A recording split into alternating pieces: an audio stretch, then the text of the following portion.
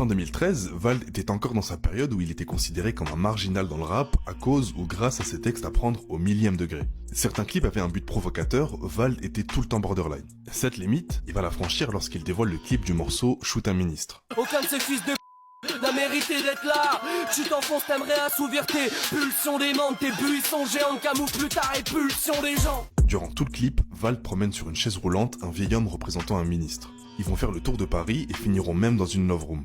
Le morceau se veut social et très engagé. Vald laisse parler ses pulsions meurtrières envers les hommes politiques où il conclura chaque fin de couplet par un refrain qui ne laisse aucune place à l'interprétation. Shoot un ministre, shoot un ministre. Si tu veux que quelqu'un relance, shoot un ministre. Tu fais peut-être un truc bien relance, shoot un ministre. Faut d'ailleurs préciser que le ministre qu'il promène dans Paris est bien évidemment mort. Il va même poser avec lui à l'arrière d'un corbillard. Si on pensait qu'il pouvait pas aller plus loin niveau provocation, c'était avant de voir la fin du clip.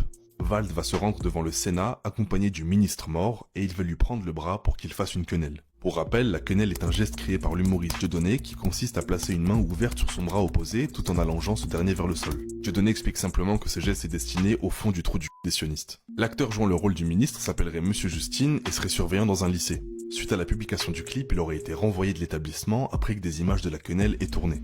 On y croit ou pas, ce clip de Vald fait partie des plus provocateurs du rap français.